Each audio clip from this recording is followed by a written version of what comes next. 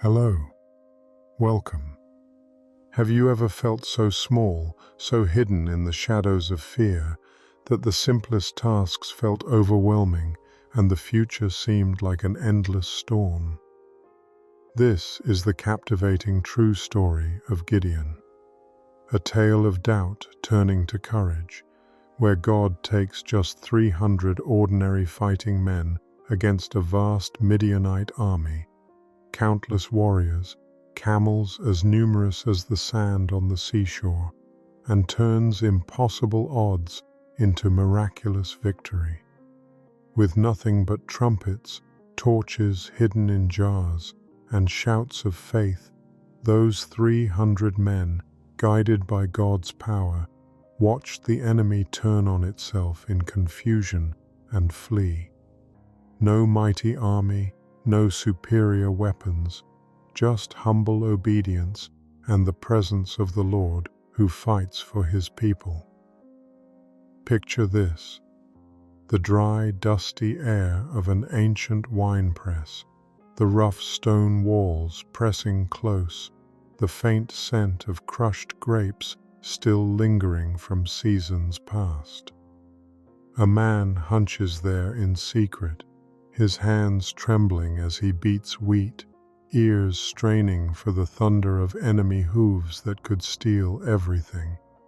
Yet in that very moment of weakness, the voice of God breaks through like warm sunlight piercing clouds, calling him mighty warrior and promising victory against impossible odds. Gideon was threshing wheat in a winepress. That single detail tells us everything we need to know about him. Threshing wheat belongs in the open air, on a high, wind-swept floor where the breeze can lift the chaff and leave the grain behind. A winepress, by contrast, is a low, hollowed-out pit in the rock, dark, enclosed, meant for crushing grapes, not grain. Gideon was doing the work in the wrong place. He was there for the right reason. For 7 long years, the Midianites had swept across the land like locusts at harvest time, taking everything. The Israelites had learned to hide their grain in caves and crevices. So Gideon, the youngest son of a weak clan, was secretly threshing wheat in a pit, hoping no one would notice. He was surviving the only way he knew how. And then, quietly, the angel of the Lord came and sat beneath the oak tree that belonged to Gideon's father in Ophrah. He looked at this hidden, frightened young man and spoke words that must have sounded almost shocking in their tenderness. "The Lord is with you, mighty warrior." Gideon was no mighty warrior, not yet. He was the least likely person in the least likely family of a struggling tribe, crouched in a hole, trying not to be seen. But the angel was not describing what Gideon saw when he looked at himself. He was speaking the truth of how God saw him, already, before any commission, before any victory, before Gideon even believed a word of it. "The Lord is with you, mighty warrior." This is how God speaks again and again. Tonight, as you settle into your bed, let this story surround you like a soft, heavy blanket of night air. Feel its gentle rhythm ease the weight from your shoulders. The same God who empowered 300 men to overcome overwhelming forces meets you here, whispering peace. You don't need to be strong. You only need to listen, breathe slowly, and let the words carry you deeper into restful sleep. Feel the weight of an ancient scroll in your hands tonight. The smooth, slightly rough texture of parchment under your fingertips, the faint scent of aged ink and olive wood from the scribe's chamber.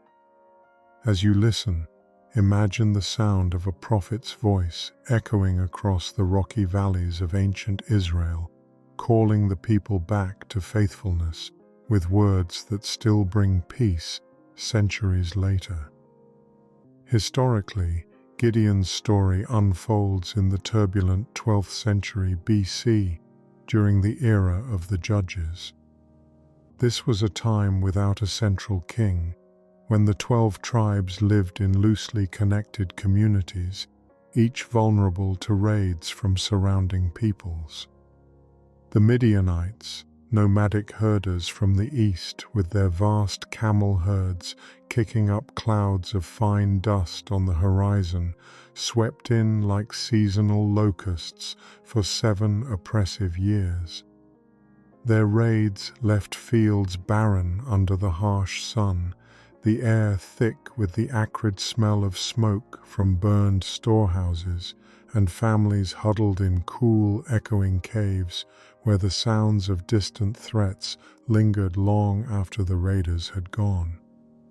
The land that once flowed with promise now groaned under constant fear and scarcity. This fits the classic cycle of the Book of Judges. The people turn from God, face oppression as a consequence, cry out in desperation, and God raises a deliverer who brings temporary peace only for the cycle to repeat. Gideon enters this rhythm as God's chosen instrument, much like Moses, who doubted at the burning bush yet led with divine power, or young David facing Goliath with nothing but a sling and trust. Even Elijah later hid in fear, yet experienced God's gentle whisper. Gideon stands firmly in this lineage of unlikely heroes whom God delights to use when human strength fails. Theologically, the story pulses with covenant faithfulness. God had promised Abraham descendants as numerous as the stars and a land flowing with milk and honey. Even when Israel forgot and turned aside to other gods, God remembered his covenant. The angel's appearance under the oak tree, the fire consuming the offering on the rock, the dew on the fleece, these were tangible, sensory reminders of God's unwavering commitment, visible signs in a time when the people felt abandoned and forgotten. The role of the Spirit is central and vivid. The Spirit of the Lord came on Gideon, empowering him not with brute force, but with wisdom and courage. This same Spirit that stirred Gideon clothed him with power like a warm mantle on a cool night, enabling him to move from hiding to leadership. Gideon is listed in Hebrews 11 among the faithful who, through faith, conquered kingdoms, a hall of honor that includes unlikely figures like Rahab and Jephthah.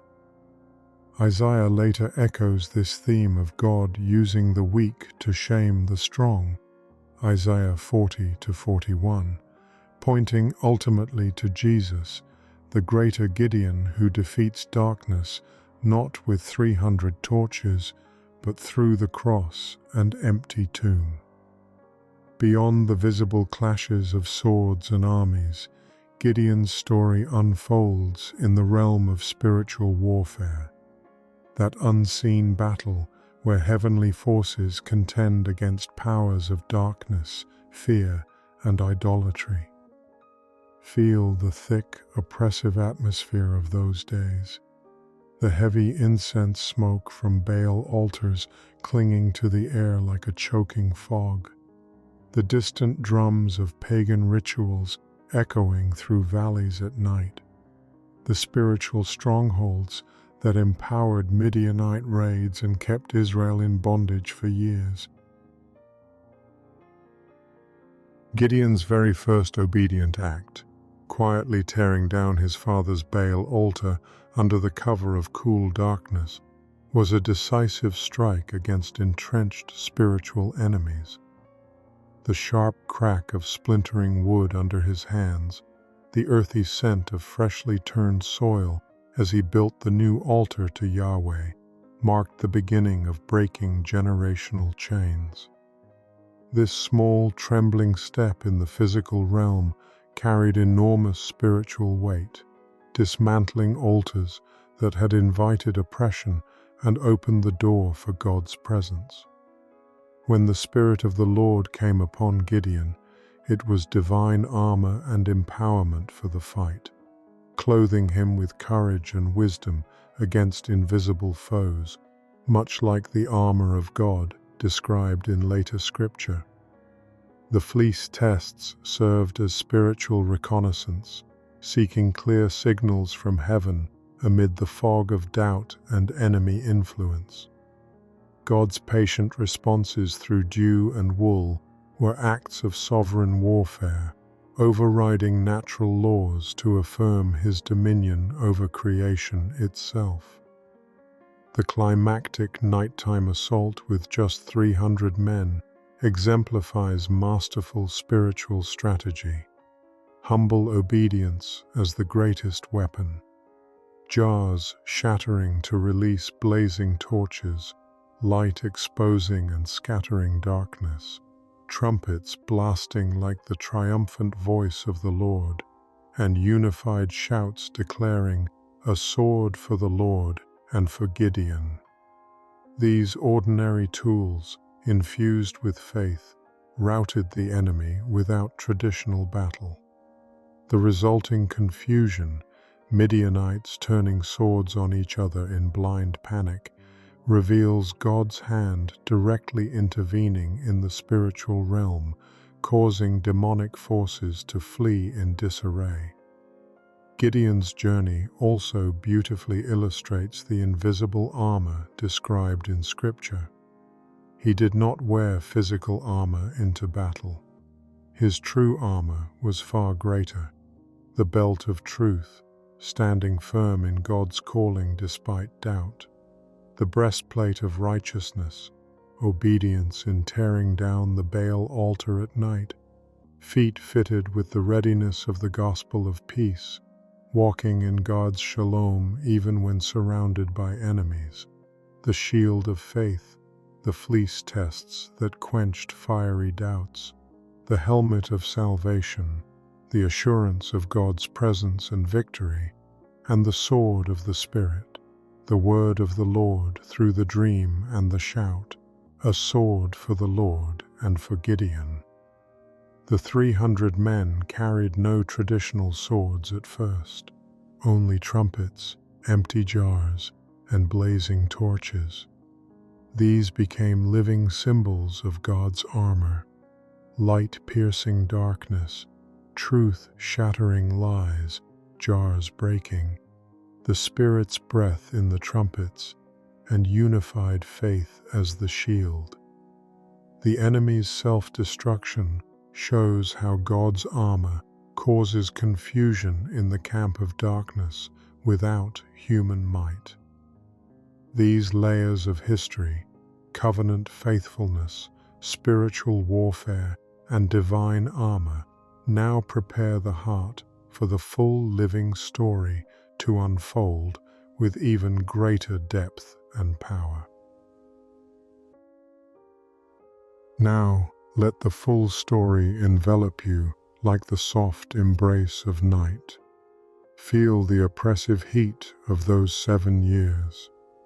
The land of Israel lies parched under a relentless sun, crops withering, the air thick with dust and the bitter scent of defeat. Midianite raiders sweep through like dark clouds, their camels' hooves drumming heavily on dry earth, tents flapping in hot winds, leaving behind stripped fields and hollow fear in every heart. Families huddle in cool, damp caves where echoes of distant threats linger long after the raiders depart. In this shadowed time, Gideon works inside a winepress, a sunken stone pit where the faint, sweet, sour aroma of old grapes still clings to the walls. The rough rock scrapes lightly against his arms as he beats wheat in secret, his breath quick and shallow, ears alert for any foreign sound on the breeze.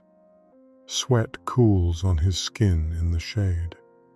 Then, under the broad oak tree nearby, whose leaves whisper softly in a tender breeze carrying wildflower scents, the angel of the Lord appears. "The Lord is with you, mighty warrior." The words settle like a warm hand on a trembling shoulder. Gideon's voice carries the weight of exhaustion and doubt as he questions the silence of miracles past. Yet God commissions him with quiet power. Gideon prepares an offering, the warm, savory smell of roasted young goat, fresh bread, and rich broth rising in the air. The angel touches it with a staff, and fire surges up bright and pure from the rock, its heat brushing Gideon's face before vanishing, leaving the calm, smoky scent of acceptance. Peace. Do not be afraid. That same cool night, under a velvet sky pricked with stars, Gideon and his servants quietly dismantle the Baal altar. Wood cracks and splinters under their hands, the ground soft with dew, the air fresh and still. An altar to the true God rises in its place. When the massive enemy host gathers in the valley of Jezreel, a sea of tents, flickering fires casting long shadows, the heavy musk of animals and men filling the night air, the Spirit stirs Gideon. He calls warriors, but God trims them down by the waterside, where cool streams gurgle and men drink alertly. In the deep quiet of night, Gideon and Purah creep close to the enemy camp. The ground is uneven underfoot, dry grass brushing their legs, the air alive with low voices and the crackle of fires. They overhear the dream, a barley loaf rolling and striking with a muffled thud.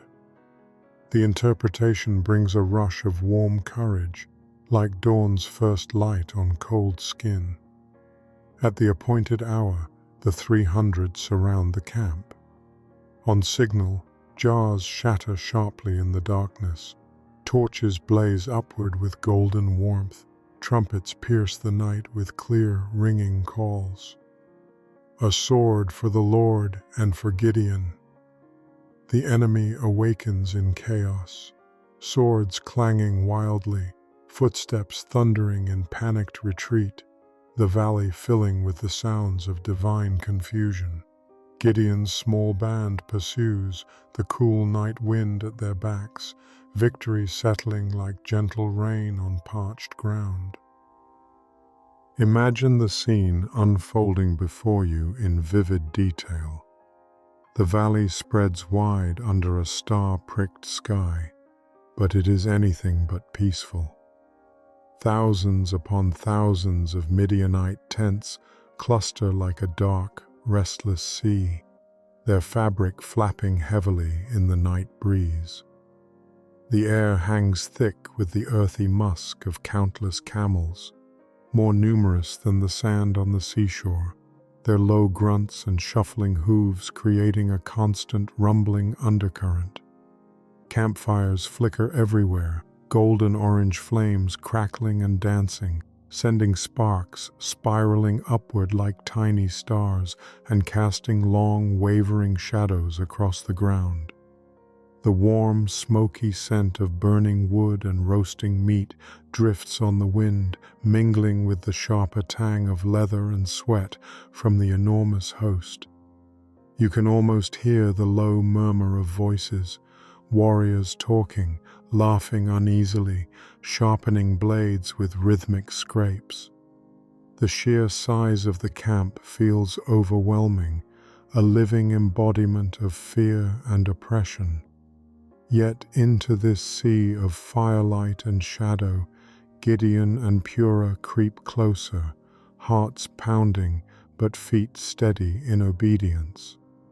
They overhear a man telling his companion a dream, a barley loaf tumbling into the camp and striking a tent so that it collapsed with a muffled thud.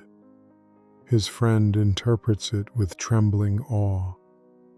This is nothing less than the sword of Gideon, son of Joash, for God has given the Midianites and the whole camp into his hands.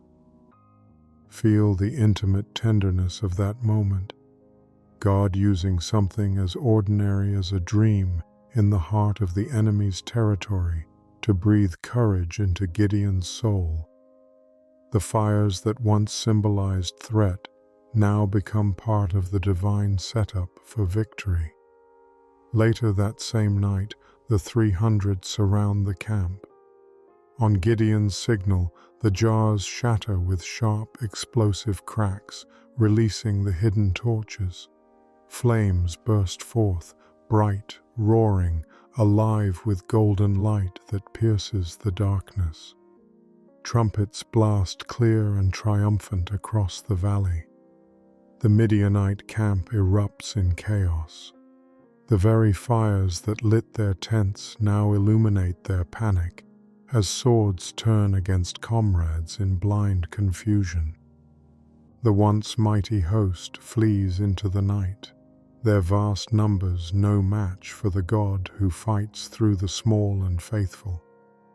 This enemy camp, with all its sensory weight and fiery glow, becomes the stage for one of the most beautiful displays of divine power, not through force of arms, but through obedient hearts and simple tools turned into instruments of light.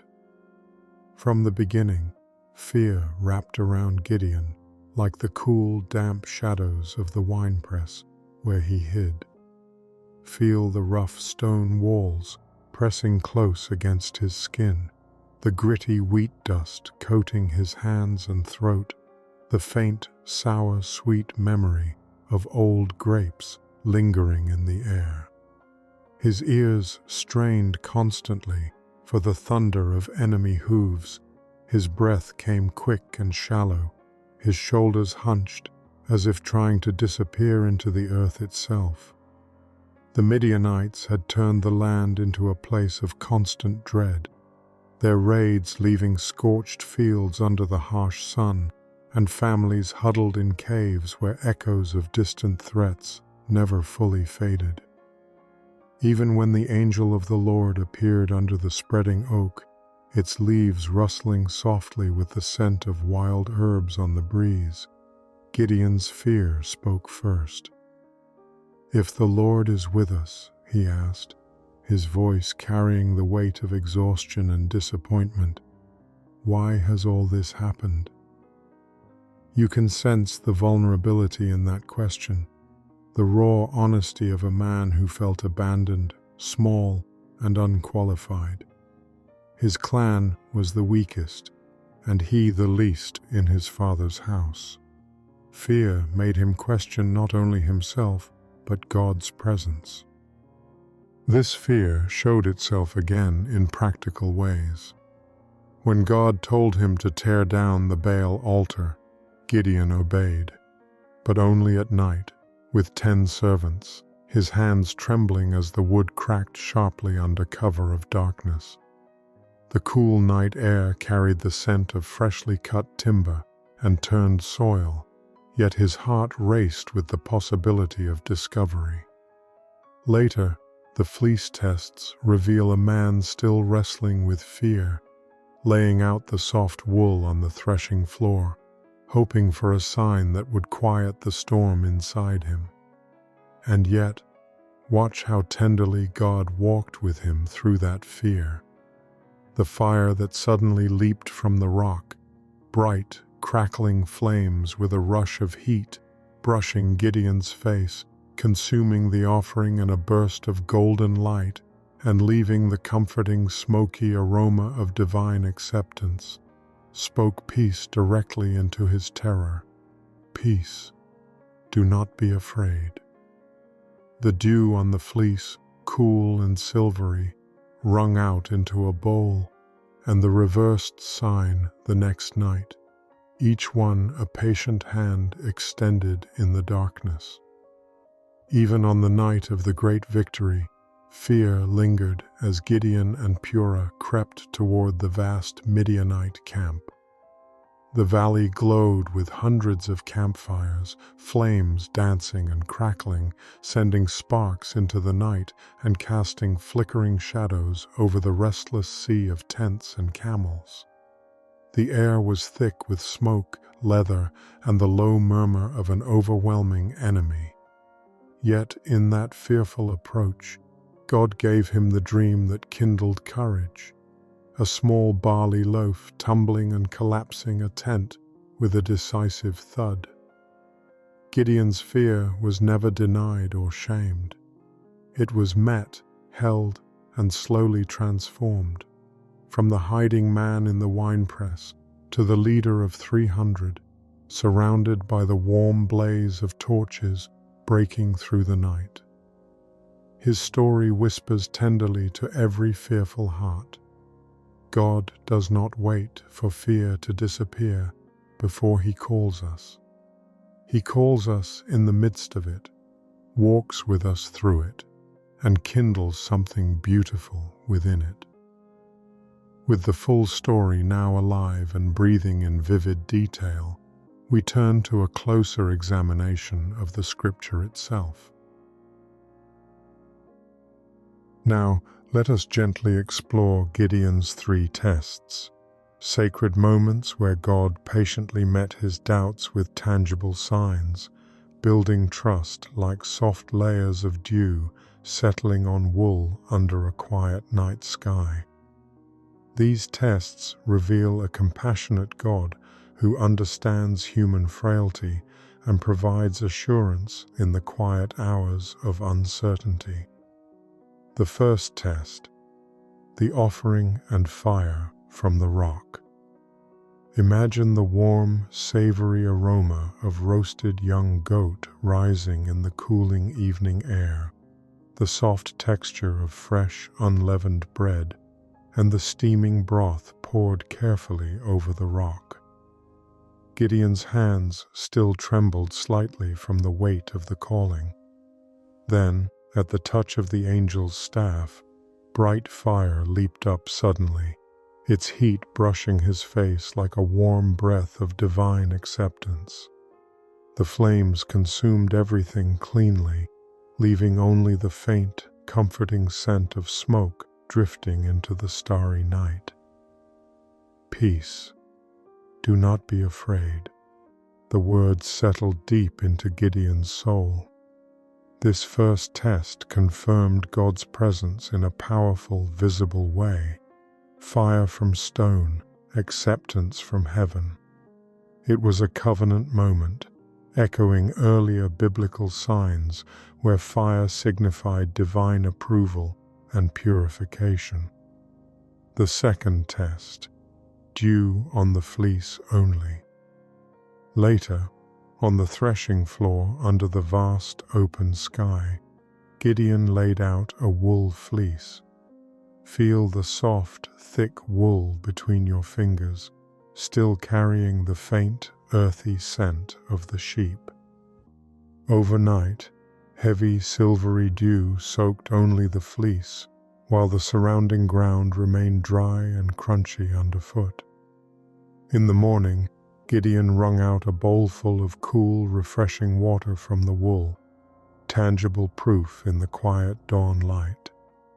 God answered exactly as asked, meeting Gideon's hesitant heart with gentle precision. The third test, the reversed sign. Still seeking reassurance, Gideon asked again.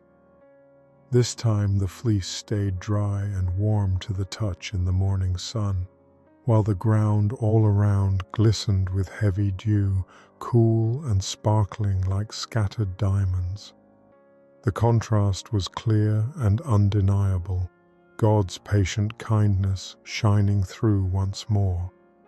These fleece tests, like the earlier fire, show a God who is never frustrated by honest questions, but responds with signs you can almost feel and see. These three tests prepared Gideon's heart for the greater miracle ahead, leading just 300 ordinary fighting men against a vast Midianite army too numerous to count. Through humble obedience, jars shattering in the night, torches blazing, and trumpets sounding, God turned impossible odds into victory. The enemy fled in confusion, not by human strength, but by divine power working through willing, tested faith. Now, let us gently explore the beautiful symbolism woven into Gideon's fleece. Those tender moments on the threshing floor where God spoke through the quiet language of dew and wool, meeting a hesitant heart with patient love. Imagine the soft, thick fleece of wool spread out under the vast night sky, its fibers still carrying the faint, earthy warmth of the sheep from which it came. Wool, in ancient times, symbolized humility, provision, and the gentle covering God provides for his people, like a shepherd wrapping a lamb in soft protection.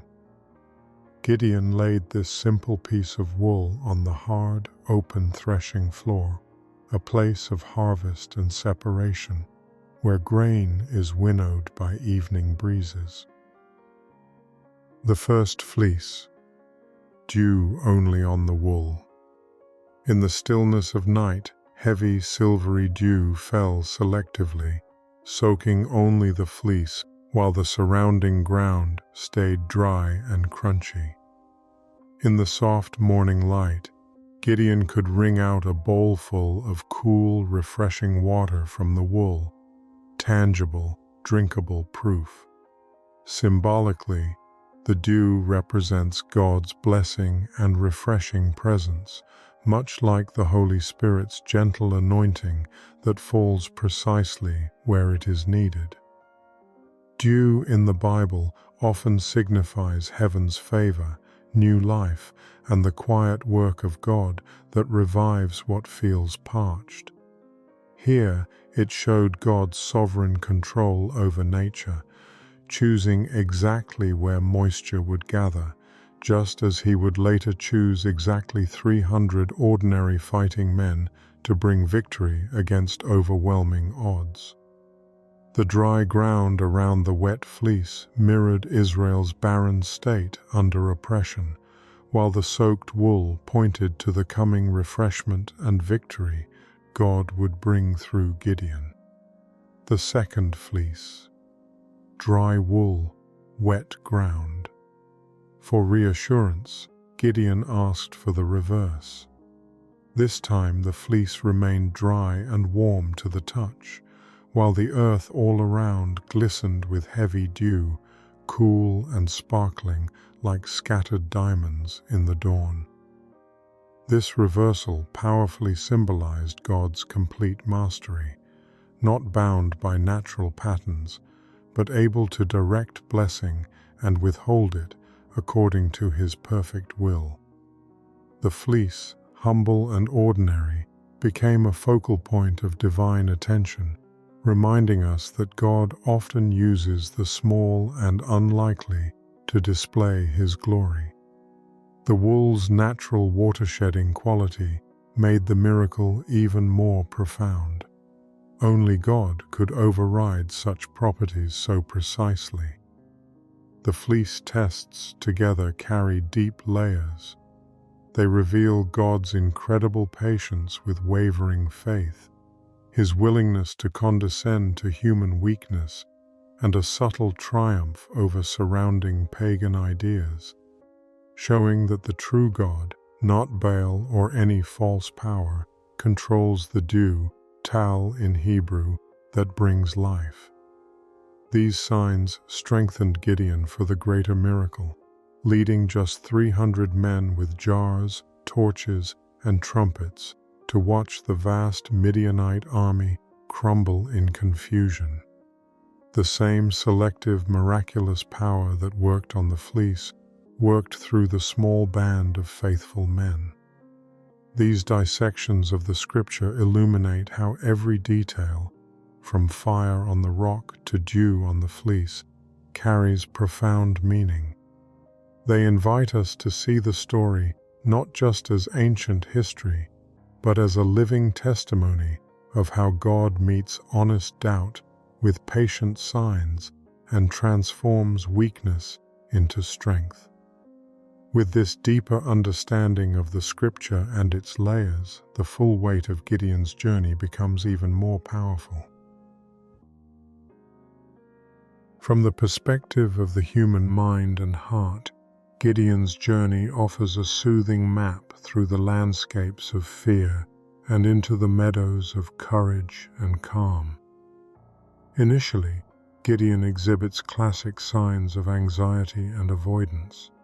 Hiding in the winepress, his body in a state of hypervigilance, muscles tense, breath shallow, senses heightened to every rustle of wind through grass or distant hoofbeat. This is the fight or flight response turned chronic under prolonged threat. Modern psychology recognizes this as a natural reaction to sustained trauma and oppression, similar to how many today feel overwhelmed by life's Midianites. Financial pressures, relational storms, health worries, or uncertainties that raid our peace and force us into hidden places of survival. Yet God meets him with a powerful identity affirmation, mighty warrior. This reframing is a profound cognitive behavioral technique, replacing negative self-talk with God-given truth. The angel does not argue with Gideon's feelings of smallness. Instead, he overlays them with a higher reality. This shift from "I am the least in my family" to "The Lord is with you, mighty warrior," plants the seed of transformation long before any external victory appears.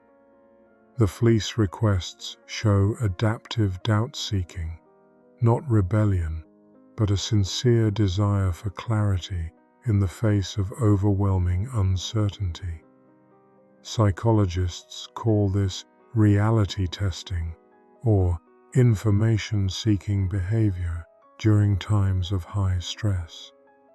God's patient responses, first dew on the fleece alone, then the reversed sign, model secure attachment, building trust gradually, much like a caring presence reassuring someone in the dark. Each sign becomes a tangible anchor, reducing the spiral of anxiety and replacing it with grounded assurance.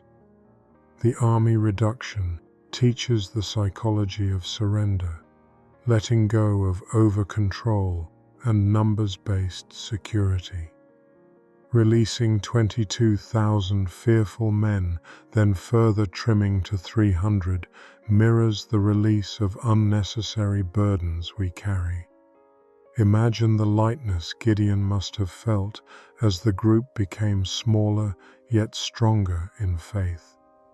The process shows that true strength often emerges when we stop relying on visible resources and begin trusting the unseen presence of God. Overhearing the enemy's dream provided external validation at the perfect moment, reducing cognitive dissonance and boosting confidence, a moment of serendipitous encouragement that psychology affirms as key to resilience. This divine timing illustrates how encouragement can arrive precisely when fear feels heaviest, shifting perspective from threat to possibility.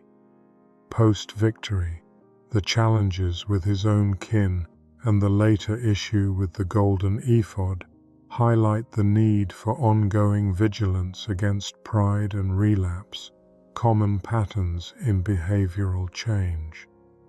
Gideon's story validates that transformation is not instantaneous, but a lifelong process filled with small, obedient steps that build self-efficacy over time. The fear never fully disappeared, yet it no longer controlled him.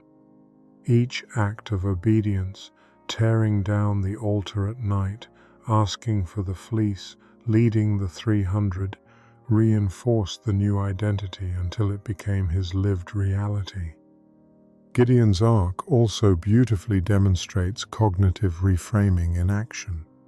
His initial self-narrative of weakness and impossibility was gently but persistently challenged by God's words and actions.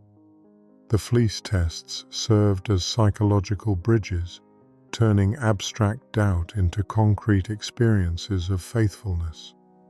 Even the reduction of the army became a lesson in letting go of the illusion of self-sufficiency, freeing Gideon to rely on something greater.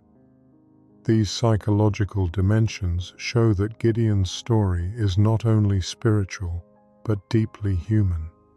It acknowledges the reality of fear, doubt, and the gap between who we feel we are and who God says we are. The journey from the winepress to victory offers a hopeful framework for anyone navigating anxiety, identity struggles, or seasons of feeling unqualified. The same principles, receiving a new identity, seeking honest confirmation, surrendering control, and taking small obedient steps, remain powerfully relevant. With these insights into the human heart at work in Gideon's life, the path opens to consider both the harms that arise when fear rules unchecked and the profound healing that becomes possible through God's patient presence. In the quiet unfolding of Gideon's story, we also witness the subtle and sometimes sharp harms that arise when fear, idolatry, or self-reliance take root. Feel the weight of those harms like heavy stones pressing on the chest. The dry, cracked earth of abandoned fields, the acrid smoke from raided camps clinging to clothing, the restless nights spent in damp caves listening for approaching danger. One clear example is the generational harm of the Baal altar in Gideon's own family. That idol stood as a silent invitation to compromise, bringing spiritual oppression and vulnerability to Midianite raids that stripped the land bare. The presence of the altar had already sown seeds of fear and division among the people long before Gideon's nighttime obedience tore it down. Even after the altar was destroyed, the effects lingered: broken trust, lingering doubt, and the slow work of restoring what had been compromised. We see harm in Gideon's early paralysis, hiding in the winepress, the dusty air thick with anxiety, hands trembling as he tried to protect a little wheat. That fear, left unaddressed, risked deeper communal suffering and prolonged the cycle of oppression for the entire nation. The 7 years of hiding did not just protect grain. They shrank expectations, eroded hope in God's wonders, and turned survival into a way of life. The impossibility question Gideon voiced, "How can I save Israel?" carried the heavy weight of accumulated harm from years of watching the land suffer. Later, after the great victory, another subtle harm emerged. The golden ephod Gideon fashioned from battlefield spoils, though made with good intention, became another snare. Its shining metal tempted the people to worship the object instead of the giver, leading to idolatry that harmed future generations and cooled the peace God had granted for 40 years. What began as a memorial of gratitude quietly shifted into a new form of misplaced trust. Even victory carried the risk of new harm when human hands tried to capture and contain what belonged to God alone. These harms in Gideon's story reveal a consistent pattern. Turning from God's ways, whether through idolatry, unchecked fear, or self-reliance, brings tangible consequences. Economic ruin, fractured relationships, spiritual bondage, and the slow erosion of peace all follow. The Baal altar invited oppression. The winepress hiding prolonged national weakness. The golden ephod sowed seeds of future idolatry. Each choice carried weight far beyond the moment. Contemporary parallels feel close even now. The altars we build today, endless scrolling that steals rest and connection, worries about tomorrow that tighten the chest like invisible ropes, or subtle idols of control and self-effort, create similar cycles.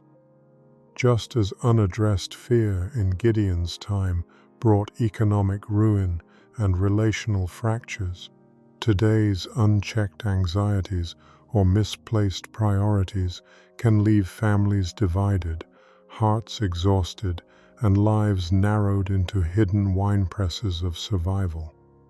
Yet the story does not leave us in the harm. It shows how God meets these realities with patient redemption. Gideon's nighttime obedience broke the power of the family altar.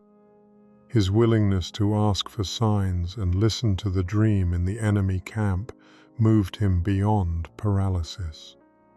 Even the cautionary tale of the ephod serves as a tender warning rather than final condemnation, an invitation to keep returning to the true source of peace. These reflections on harm now open the way to see the profound transformation God brings when fear and idolatry are surrendered. The same story that reveals the cost of turning away also reveals the beautiful path of restoration and new identity. Gideon's transformation was profound and multi-layered. From trembling in dust to standing firm in victory, from doubt-filled questions to worshipful obedience, from hidden to history-making. Gideon's beginning was wrapped in shadow, the cool, earthy dampness of the winepress pressing against his skin, the gritty wheat dust clinging to his hands and clothes, his breath quick and shallow as enemy threats loomed like gathering storm clouds. He saw himself as the least, the weakest, hidden away in fear. You can almost taste the bitterness of doubt on his tongue, feel the heavy weight pressing on his chest. But God met him there with such tender care. Under the broad oak whose leaves whispered softly in the breeze, carrying the faint, sweet scent of wild herbs, the angel spoke words that kindled something new. "The Lord is with you, mighty warrior." Those words landed like warm embers on dry kindling, gentle at first, then steadily growing. The offering on the rock, consumed by sudden heavenly fire, bright flames leaping up with a crackling heat that brushed Gideon's face, leaving the comforting smoky aroma of acceptance and the soothing declaration, "Peace, do not be afraid." Layer by layer, the transformation deepened. The fleece, soft and humble beneath his fingers on the open threshing floor, soaked with cool, silvery dew one night, and left dry the next.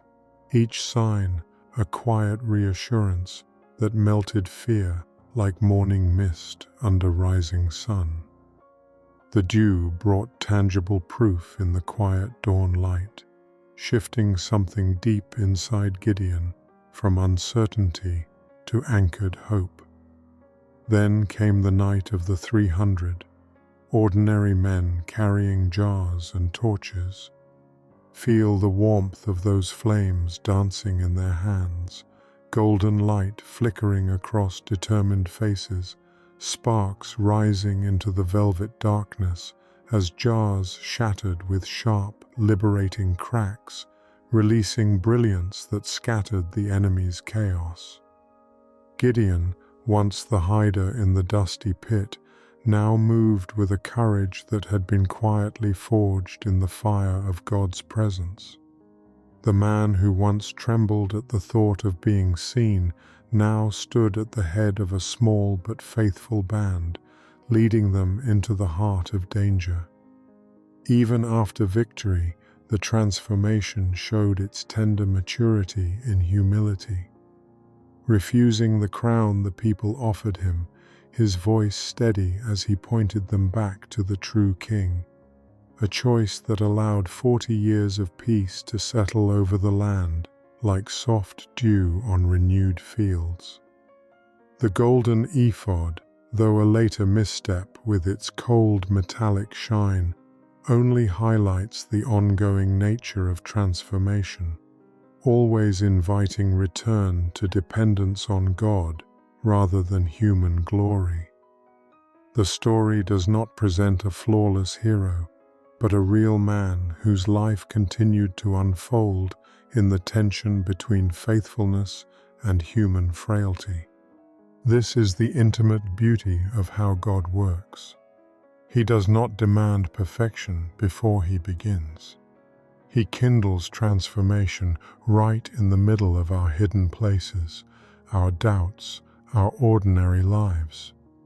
The same fire that consumed the offering on the rock, the same torches that lit the night of victory with roaring golden light, the same patient love that answered every fleece-like question.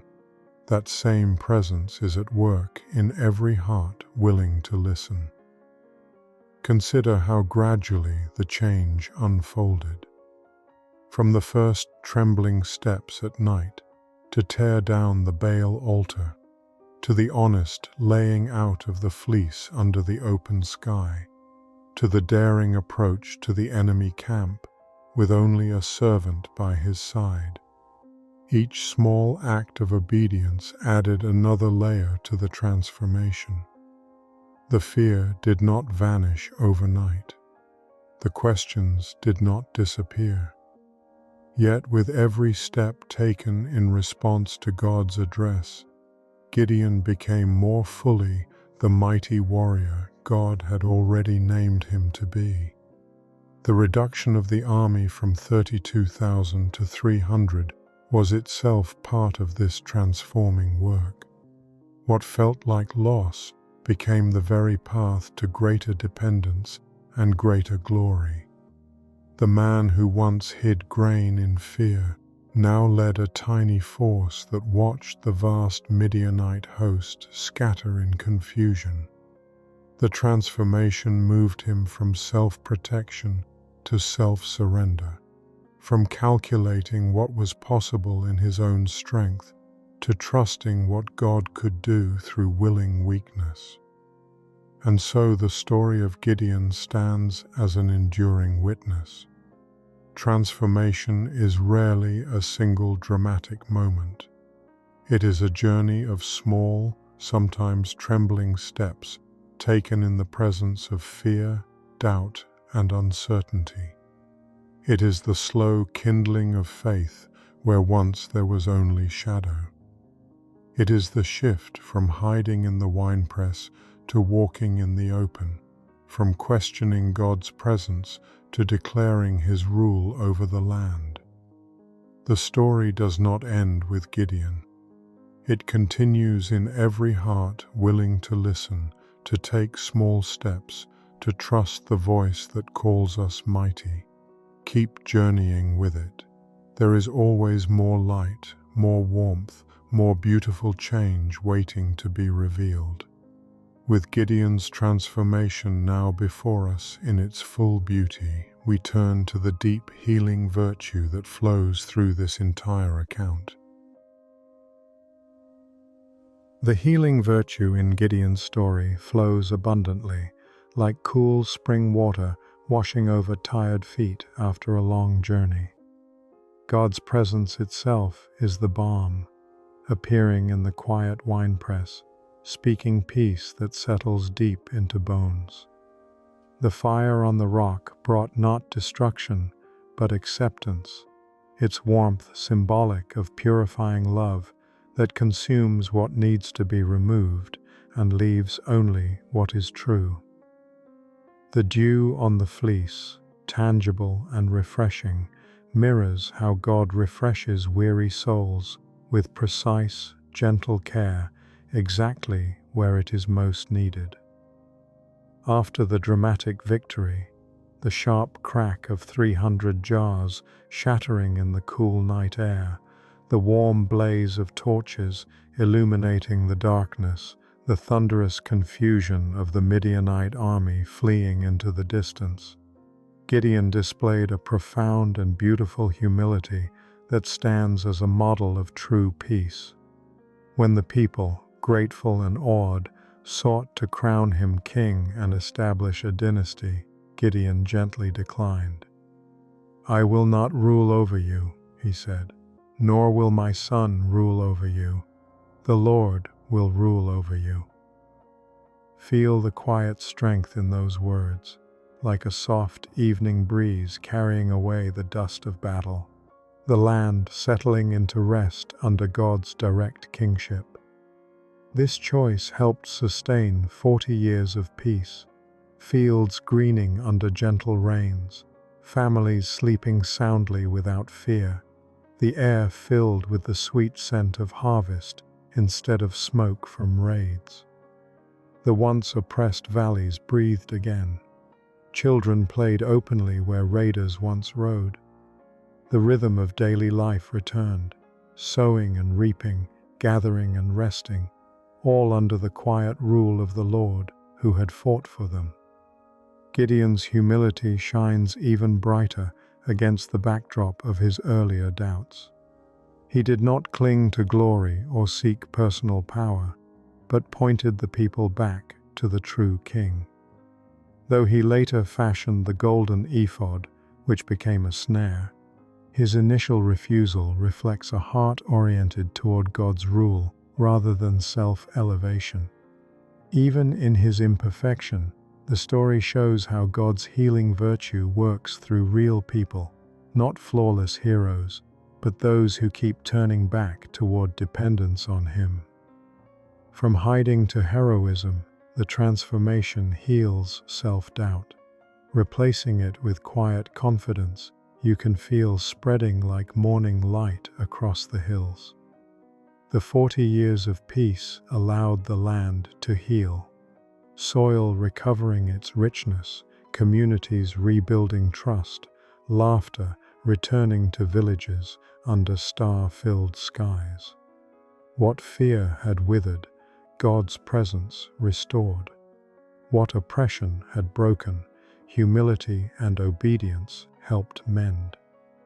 This narrative itself carries healing power. As listeners walk with Gideon through the winepress, the fleece, the fearful night watch, and the humble refusal of the crown, something shifts inside. Identification with his doubts makes the story personal. Witnessing God's patience with honest questions brings relief. Seeing victory come through weakness rather than strength instills hope. The entire account models surrender, the willingness to receive the name God speaks before fully believing it, to take small steps in the dark, and to give glory back to the true King after triumph. The healing virtue runs deeper still through the recurring theme of shalom. The altar Gideon built and named, "The Lord is Peace," stands as a lasting witness. Shalom is not merely the absence of war. It is wholeness, the land restored, relationships renewed, hearts settled, and lives realigned under God's gentle rule.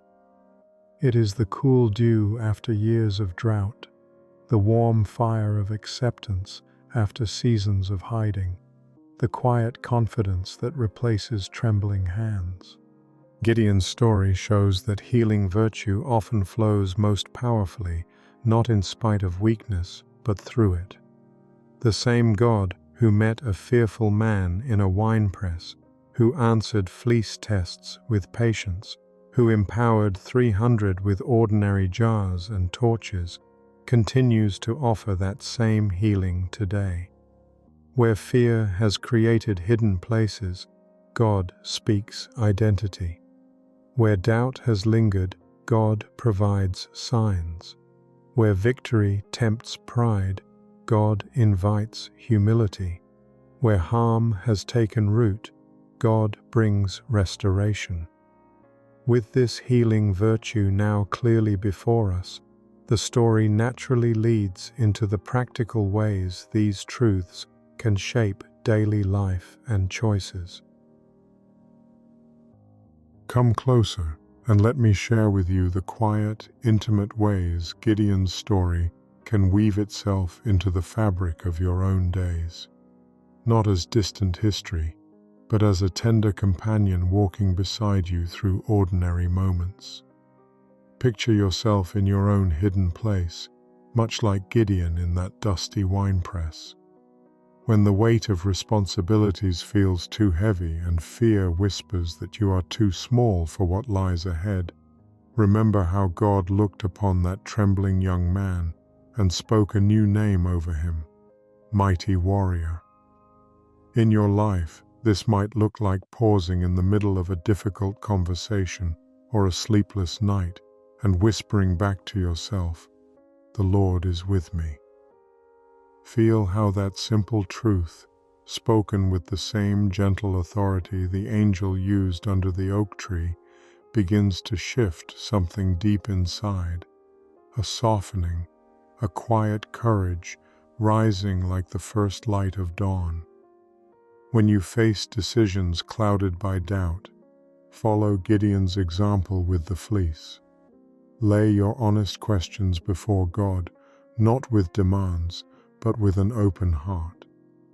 One day, you might ask for clarity on a relationship or a path forward, and notice the small, precise signs that come: a timely word from a friend, a scripture that feels like cool dew on weary ground, or an unexpected peace that settles in your chest. These are not coincidences. They are God's patient answers, drawing you nearer, inviting you to trust a little more. Just as the dew soaked the fleece while the ground stayed dry, God often gives exactly the confirmation needed in the midst of uncertainty, never frustrated by honest seeking. In moments when you feel outnumbered, whether by tasks, worries, or challenges that loom like the countless Midianite tents, remember the beautiful reduction to 300 ordinary men. God often simplifies what we complicate. Perhaps it means saying no to one more commitment so you can say yes to what truly matters, or releasing the need to control every detail and instead carrying only the torch of faith, the trumpet of prayer, and the jar of a willing heart. Watch how, just as those 300 did, your obedience in the dark hours can release light that confuses the shadows around you. The dramatic trimming of the army was not loss, but divine strategy, showing that God's power shines brightest when human strength is set aside. And after victories, those sweet moments when a battle is won, a fear overcome, or a prayer answered, practice Gideon's tender humility. He refused the crown and pointed the people to the true king. In your life, this might mean quietly giving thanks instead of seeking applause, or using your success to lift others rather than elevate yourself. Feel the freedom in that surrender, like laying down heavy armor after battle and resting in the knowledge that the Lord rules with perfect love. Gideon's refusal of kingship after leading 300 men to victory reveals a heart that had learned the deepest lesson. True peace comes not from ruling over others, but from living under God's rule.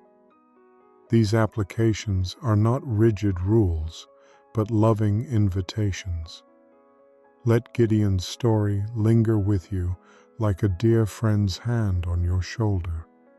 In the small, everyday choices, the nighttime obedience, the honest questions, the humble trust, you will discover the same God who turned fear into faith, weakness into strength, and a handful of men into deliverers. He is doing the same in you, moment by moment, with intimate care. Consider how these principles unfold across the ordinary rhythms of life. When morning brings fresh worries that echo Gideon's questions in the winepress, speak the address back to yourself and take one small, obedient step. When relationships feel strained or the path ahead seems impossible, lay out your own version of the fleece. Honest prayer paired with attentive listening for God's response. When success arrives, whether in work, family, or personal growth, remember the humility that followed Gideon's greatest triumph and choose to point glory back to the one who truly rules.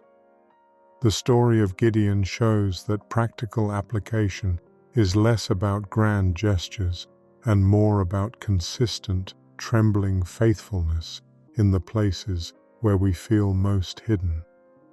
It is tearing down small altars of fear or control in the quiet of night. It is trusting God with 300 instead of 32,000. It is refusing the crown of self-importance after victory. Each of these steps, taken in the company of the God who is with us, weaves the ancient story into the living fabric of today. As these practical truths settle into the heart, the journey through Gideon's account draws gently toward its quiet close, leaving us with the same address that began it all. And so we come to the quiet close of Gideon's remarkable journey, not with fanfare or grand declarations, but with the tender hush that follows a long night of battle and the first soft light of a new dawn breaking over a land finally at rest. Imagine standing there with him in the aftermath. The cool night air still carries the faint, fading scent of torch smoke and trampled earth. The valley lies silent now, the once roaring chaos of the Midianite camp reduced to scattered tents and abandoned weapons. Gideon, the man who once hid in the shadows of a winepress, now walks among his 300 companions with a humility that touches the heart. He refuses the crown they offer, his voice steady and warm as he says, "I will not rule over you. The Lord will rule over you." In that moment, one can almost feel the gentle release in his shoulders, the deep satisfaction of a heart that knows its true place, not on a throne, but in faithful service. This is the intimate beauty of Gideon's story. From trembling doubt to victorious faith, from hidden fear to open trust, he shows how God takes the ordinary, the fearful, the least likely, and weaves something lasting through small, courageous steps. The fleece that once caught the dew becomes a memory of patient love. The shattered jars and blazing torches remind us that light breaks through in the darkest hours. The golden ephod warns with tenderness rather than judgment, a loving reminder to keep our eyes fixed on the giver, not the gifts. The transformation did not happen in a single flash. It unfolded gradually, from the dusty winepress to the nighttime obedience at the Baal altar, from the fleece laid out under the open sky to the daring approach at the edge of the enemy camp, from the reduction of the army to the triumphant night when 300 ordinary men watched a vast host flee in confusion. Each step, taken in the presence of fear and uncertainty, added another layer to the man God had already named Mighty Warrior. The journey reveals that real change is rarely sudden. It is the slow kindling of faith, the patient accumulation of small acts of trust, the willingness to keep moving forward even when the path feels unclear. Gideon's tale does not end with him. It continues in every heart that chooses trust over fear, obedience over comfort, and humility over pride. The same God who met a trembling man in a winepress still speaks the same words today. The same presence that empowered 300 men with nothing but jars, torches, and trumpets still works through weakness and honest questions. The same humility that refused a crown after victory still invites us to lay down our own desire to rule and rest under the gentle kingship of the Lord. Let this story settle deep within. Whenever life feels overwhelming, remember how God met Gideon exactly where he was, in the dust, in the doubt, in the quiet questions, and spoke life over him. That same intimate care is extended into every hidden place, every moment of wondering if one is enough. The address remains: the Lord is with you, mighty warrior.